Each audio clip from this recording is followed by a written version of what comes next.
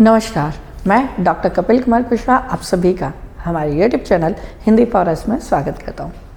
आज हम शुरू करने वाले हैं इलेक्ट्रॉनिक्स के पेपर फर्स्ट की third unit, that is semiconductor physics. इस यूनिट का जो फर्स्ट पोर्शन है that is structure of solid. Previously हमने बात की कि हम इलेक्ट्रॉनिक्स को कैसे डिफाइन करते हैं। तो इलेक्ट्रॉनिक्स क्या है? इलेक्ट्रॉनिक्स फिजिक्स की एक ऐसी ब्रांच, एक ऐसी फील्ड है जिसमें कि हम इलेक्ट्रॉन्स के मोशन के, इलेक्ट्रॉन के गति के स्टडी करते हैं। क्लियर? तो स्ट्रक्चर ऑफ सॉलिड पढ़ने का रीज़न क्या है? जनरली किसी भी इलेक्ट्रॉनिक डिवाइस को अगर हमें स्टडी करना हो, जब भी किसी इलेक्ट्रॉनिक डिवाइस को हम स्टडी करते हैं तो हमें उसमें जो चार्ज पार्टिकल हैं उनके मोशन को समझना होता है कि वो कैसे मोशन कर रहे हैं, कैसे गति कर रहे हैं। अब ये जो मोशन किसी भी डिवाइस के इनसाइड होता है वो क्या होता है? किसी ना किसी फोर्स के अंडर होता है, यानी उस फोर्स के थ्रू क्या किया जाता है? उस फोर्स के through in charge particle, in atoms को, ठीक है, इन चार्ज पार्टिकल या फिर कहें हम एटम, इन एटम्स को क्या किया जाता है? कंट्रोल किया जाता है। तो जनरली जब भी हम किसी पर्टिकुलर इलेक्ट्रॉनिक डिवाइस की बात करेंगे तो वो किस फॉर्म में होती है? In the form of solid. That is why we have required, हमें ज़रूरत पड़ती है सॉलिड के स्ट्रक्चर को समझने की। नाउ कि अब जब हम किसी भी सॉलिड की बात करते हैं तो इस सॉलिड में जो क्या एटम होते हैं या फिर हम कहें मॉलिक्यूल्स, इनका एक प्रॉपर अरेंजमेंट होता है, यानी ये एक दूसरे के साथ प्रॉपरली कनेक्ट होते हैं। इस बहुत सी बार इनमें जो मॉलिक्यूल्स हैं उन्हें हम टेक्निकली क्या कहते हैं? दैट इज़ आयन, यानी आयन्स जो हैं that is also known as molecules. तो ये जो पूरा अरेंजमेंट है हमें रिक्वायरमेंट क्यों पड़ी? क्योंकि हमें इलेक्ट्रॉन्स के मोशन को समझना है कि वो कैसे मूव करते हैं, कैसे वर्क करते हैं। तो इसके लिए हमें क्या करना होगा? हमें सॉलिड के स्ट्रक्चर को समझना होगा। सो सॉलिड के स्ट्रक्चर में अगर हम देखें तो ये जितने भी एटम्स या मॉलिक्यूल्स होते हैं और we can say that ions, ये जो है आपस में एक पीरियोडिक वे में अरेंज होते हैं। पीरियोडिक वे मतलब कि एक प्रॉपर स्ट्रक्चर होगा जो कि बार बार रिपीट होगा। पूरा जो सॉलिड होगा वो उसी स्ट्रक्चर में क्या हो रहा है? बार बार रिपीट हो रहा है। तो इस तरह के अरेंजमेंट को या इस तरह के सॉलिड को हम क्या कहेंगे? क्रिस्टलैटिक। और इस तरह का सॉलिड जिसमें कि ये अरेंजमेंट होता है उसे कहते हैं क्रिस्टलाइन। नाउ ये जो क्रिस्टलाइन स्ट्रक्चर है ये आपको स्क्रीन पर शो हो रहा है। ये पर्टिकुलर स्ट्रक्चर में हर एक मॉलिक्यूल और एटम दूसरे एटम के साथ एक स्पेसिफिक ऑर्डर में अरेंज होता है। इनमें हर एटम के आपस में डिस्टेंस जो है वो क्या होगा? इक्वल होगा और प्रॉपर मैनर में ये अरेंज होंगे। जस्ट लाइक अगर हम नॉर्मल डेली लाइफ एग्जांपल लें तो जस्ट आफ्टर फ्यू डेज 26 जनवरी रिपब्लिक डे आने वाला है, गणतंत्र दिवस। इस दिन आप देखते हैं कि बहुत से other places as well as हम बात करें रेड फोर्ट, लाल किले की, तो वहाँ पर क्या होगा? वहाँ पर परेड होती है। जो सोल्जर्स होते हैं उनका एक बटालियन जो होता है वो एक फिक्स ऑर्डर में होता है। हर एक सोल्जर उसके पास वाले सोल्जर से एक प्रॉपर ऑर्डर में क्या होता है? अरेंज होता है। यही क्या है? Crystalline order. हर एक पर्टिकुलर जो बटालियन होगी, एक पर्टिकुलर जो बैच होगा, उस बैच में हर एक सोल्जर अपने अदर सोल्जर से एक प्रॉपर डिस्टेंस में होगा, प्रॉपर वे में कनेक्ट होगा और सबका मूवमेंट सेम होता है विथ रिस्पेक्ट टू टाइम और एक्शन। क्लियर है? तो ये क्या है? That structure, example of physical example of crystalline structure. Now अब मैक्सिमम जितने भी टाइप के मटेरियल्स हैं वो सारे क्या हैं? क्रिस्टलाइन है। बट कुछ ऐसे मटेरियल्स या कुछ ऐसे एलिमेंट भी होते हैं और मटेरियल्स होते हैं जो कि क्या होते हैं? इस प्रॉपर वे में, इस प्रॉपर अरेंजमेंट में नहीं होते। इसे कहा जाता है एमॉर्फियस सॉलिड। मीन्स कि प्रीवियस जो क्या है? क्रिस्टलाइन है, that is known as crystalline solid. But जो क्या है? जिनमें एलिमेंट एटम प्रॉपर वे में अरेंज नहीं है, that is known as amorphous solid. इसका भी एग्जाम्पल साथ में जो लोग उस परेड में होते हैं, हम सेम एग्जाम्पल की बात करें फिजिकल एग्जाम्पल की, कि जो परेड में आप परेड देख रहे हैं जहाँ सोल्जर्स है वो क्या है? प्रॉपर वे में क्रिस्टलाइन होते हैं। बट जो व्यूअर्स होते हैं ठीक है, जो देख रहे हैं उस पर्टिकुलर परेड को वो क्या होंगे, ऑडियंस जो है वो क्रिस्टलाइन होती है क्या, नहीं, वो कहीं पर भी यानी वो प्रॉपर वे में अरेंज नहीं होती, वो एमॉर्फियस वे में, कहीं पर ज़्यादा है, कहीं कम है, कहीं पर बहुत डेंस है तो कहीं पर बहुत लाइटली वे में बैठे हैं, तो उनका कोई प्रॉपर ऑर्डर नहीं है, that is known as amorphous solid. Clear है, तो वो क्या कहलाएंगे, एमॉर्फियस सॉलिड। क्रिस्टलाइन का एग्जाम्पल लाइक ऑल मटेरियल्स और metals as well as element like silicon, germanium etcetera. जबकि एमॉर्फियस का एग्जाम्पल या एमॉर्फियस सॉलिड जो है like glass, paper, wood etcetera. अब इस क्रिस्टलाइन स्ट्रक्चर को भी हम क्या कर सकते हैं, हम 4 पार्ट में डिवाइड करते हैं। फॉर बेटर अंडरस्टैंड हम क्या कर रहे हैं, इसे 4 पार्ट में डिवाइड कर रहे हैं। One is simple cubic, second is body centre cubic, third is face centre cubic and last is diamond. So हमारे पास हम ये जो स्ट्रक्चर की बात कर रहे हैं, जैसा सिंपल क्यूबिक जस्ट लाइक अ क्यूब, आपने क्यूब देखा होगा, क्यूब जो है जो आपने पजल के सॉल्व किए होंगे, कलर्ड पजल जो बार बार रोटेट होते हैं, that is in a form of cube, ठीक है, that is form of cube. ये जो क्यूब है, इस क्यूब के हर एक कॉर्नर पर एक एक एटम हो, तो इससे इस पर्टिकुलर क्रिस्टलाइन स्ट्रक्चर को, इस पर्टिकुलर टाइप के सॉलिड क्रिस्टलाइन स्ट्रक्चर को हम क्या कहेंगे, हम कहेंगे सिंपल क्यूबिक, जो कि आपको बोर्ड पर शो हो रहा है। Now second one is body centre cubic. Body centre cubic means कि ये जो सिंपल क्यूबिक है, इस क्यूबिक में मिड में, बिल्कुल मिड में एक एटम हो जो क्या हो, सभी कॉर्नर के एटम से कनेक्टेड हो या सेम डिस्टेंस पर, सेम ओरिएंटेशन पर हो, तो इस टाइप के जो सॉलिड क्रिस्टलाइन सॉलिड है उसे हम क्या कहेंगे, उसे हम कहेंगे body centre cubic.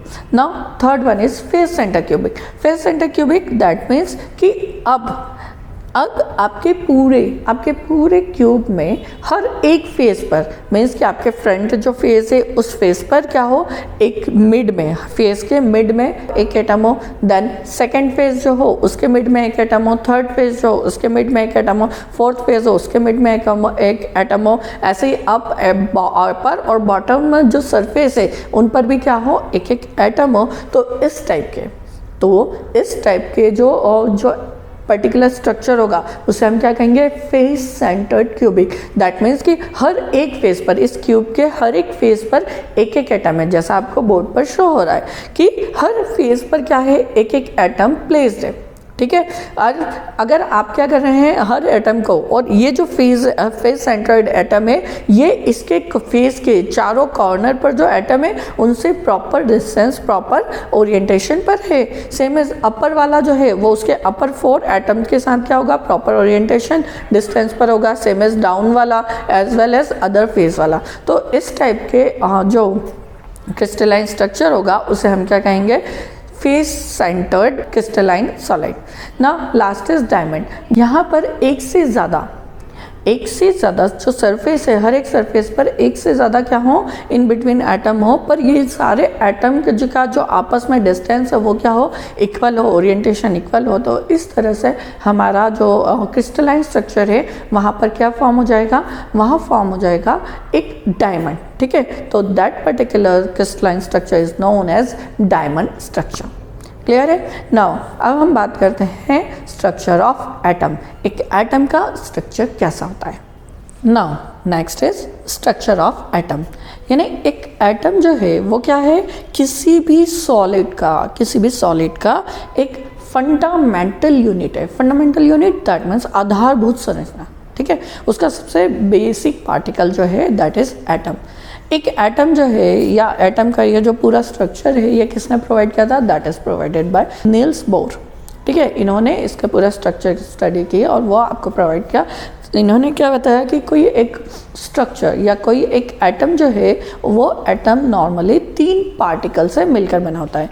One is called electron,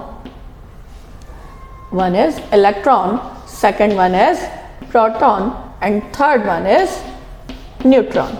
clear है।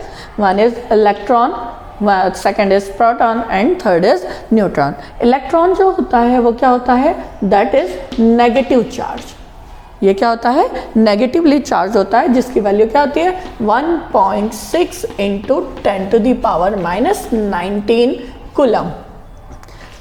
प्रोटॉन जो है that is positive charge and neutron जो होता है वो होता है न्यूट्रल, इस पर कोई भी चार्ज नहीं होता। क्लियर है? प्रोटॉन और न्यूट्रॉन जो है, प्रोटॉन और न्यूट्रॉन जो है वो एटम के सेंटर में, सेंट्रॉइड या नाभिक जो होता है उस पर मिले, उस पर रहते हैं। मतलब जो प्रोटॉन और न्यूट्रॉन है वो दोनों कहाँ पर होंगे, इसके सेंटर में। क्लियर है? नाउ जो इलेक्ट्रॉन है वो इस सेंटर पर, इस सेंटर के आसपास किस फॉर्म में, इन सर्कुलर फॉर्म और इन एलिप्टिकल फॉर्म में क्या करता है, मोशन करता रहता है। ठीक है, मूव करता रहता है। मतलब यहाँ पर क्या है, प्रोटॉन और न्यूट्रॉन होते हैं और इसके बाहर इलेक्ट्रॉन्स क्या है, मूव होते रहते हैं।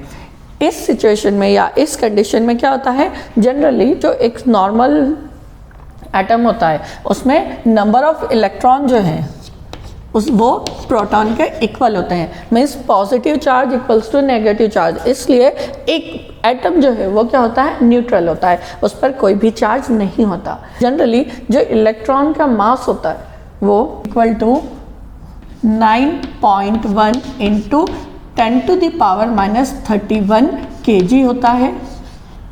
यानी एक इलेक्ट्रॉन का जो मास है, mass will be 9.1 into 10⁻⁻31 kg होता है। जबकि इस न्यूट्रॉन और प्रोटॉन, इस पूरे एटम का जो मास है वो किससे डिनोट किया जाता है, न्यूट्रॉन और प्रोटॉन के थ्रू, यानी इसके नाभिक के थ्रू। प्रोटॉन और न्यूट्रॉन का जो मास है वो क्या होता है, वो इलेक्ट्रॉन से 1840 यानी 1840 टाइम्स होता है किसके, इलेक्ट्रॉन के ना। ये जो पूरा अरेंजमेंट है इसमें क्या हो रहा है, यहाँ पर इलेक्ट्रॉन और प्रोटॉन या फिर हम कहें न्यूक्लियस और जो इलेक्ट्रॉन मूव कर रहा है, इनके बीच आपस में क्या है, एक इलेक्ट्रोस्टैटिक फोर्स होता है, जिसके कारण क्या होता है, ये जो ऑर्बिट हैं ये एक्चुअली क्या है, that is energy level, different energy level, और we can say that it is a shell. ठीक है, शेल भी कहते हैं इन्हें। इन ऑर्बिट को हम क्या कह रहे हैं, इन ऑर्बिट को हम ऑर्बिट या फिर हम कहें कक्षाएं। ठीक है, जैसे अर्थ के सराउंडिंग जो सैटेलाइट मूव कर रहे हैं वो क्या है, एक पर्टिकुलर ऑर्बिट में, एक ऑर्डर में मूव करते हैं। तो अर्थ और पर्टिकुलर सैटेलाइट के बीच में क्या है, एक फोर्स लग रहा है, जिसके कारण ही वो क्या है, एक प्रॉपर ऑर्बिट में मूव कर रहे हैं। सेम एज इलेक्ट्रॉन जो है उसका सेंट्रॉइड, उसका जो ये न्यूक्लियस है उसके बाहर जो इलेक्ट्रॉन मूव कर रहे हैं, ये भी क्या है, डिफरेंट एनर्जी लेवल पर मूव कर रहे हैं। इनका जो ये एनर्जी लेवल है, इन एनर्जी लेवल से इलेक्ट्रॉन्स जो हैं वो क्या है, एक फोर्स के थ्रू कनेक्टेड है, और इस पर्टिकुलर फोर्स या इस एनर्जी को क्या कहा जाता है, इलेक्ट्रोस्टैटिक एनर्जी। क्लियर है? एक कंप्लीट एटम का, एक एटम कैसे वर्क करता है या एटम का स्ट्रक्चर कैसा होता है, उसमें इलेक्ट्रॉन, प्रोटॉन, न्यूट्रॉन कहाँ होते हैं, उसका एक पिक्चर आपको बोर्ड पर शो हो रहा होगा। Next is atomic number. Atomic number that means कि किसी एटम में, उस एटम में कितने इलेक्ट्रॉन्स या फिर कितने प्रोटॉन्स अवेलेबल हैं, वही उसका क्या कहलाता है, एटॉमिक नंबर। इसे रिप्रेजेंट किया जाता है जनरली Z से। Z is known as atomic number. Atomic number means कि किसी भी एटम में कितने इलेक्ट्रॉन्स या फिर कितने प्रोटॉन्स हैं, वो उसका क्या हो जाएगा, atomic number. Just like hydrogen का एटॉमिक नंबर क्या होगा, that is 1। Hydrogen will be 1। It means कि इसके न्यूक्लियस में एक प्रोटॉन होगा और इसके बाहर ऑर्बिट में एक इलेक्ट्रॉन होगा। जैसे Z is equal to 2, that is helium. It means कि इसके न्यूक्लियस में 2 प्रोटॉन होंगे और इसके ऑर्बिट में, आउटर ऑर्बिट में क्या होंगे, 2 इलेक्ट्रॉन्स होंगे। सेम एज आप अदर जितने भी एलिमेंट लेते हैं, लाइक सिलिकॉन क्या है, 14। Z इज इक्वल टू 14, ये क्या है, सिलिकॉन मीन्स कि ऐसा इस सिलिकॉन के न्यूक्लियस में 14 प्रोटॉन होंगे और इसके ऑर्बिट्स में कितने इलेक्ट्रॉन होंगे, 14 इलेक्ट्रॉन्स होंगे। आई होप आप सभी को क्लियर होगा कि एटॉमिक नंबर क्या है और हम इसे कैसे आइडेंटिफाई कर सकते हैं। Now next term is atomic mass. Atomic mass that means, अभी हमने बात की थी कि जो मास है वो क्या है, वो डिपेंड करता है न्यूक्लियस पे, कि न्यूक्लियस पर कितने प्रोटॉन और कितने न्यूट्रॉन है। क्लियर है। तो प्रोटॉन और न्यूट्रॉन जो है इनका जो सम होगा इससे यही डिफाइन करेगा आपका एटॉमिक मास। जस्ट लाइक कि सिलिकॉन की बात करें तो सिलिकॉन में इलेक्ट्रॉन्स कितने हैं 14 है, तो प्रोटॉन्स भी कितने होते हैं, इसमें प्रोटॉन्स भी कितने होंगे 14 एज वेल एज न्यूट्रॉन्स जो होंगे वो भी क्या होंगे 14। सो इसका एटॉमिक मास जो होगा, atomic mass is equal to कितना हो जाएगा, दैट इज 28। तो ये 28 क्या होगा, सिलिकॉन का SI का एटॉमिक मास।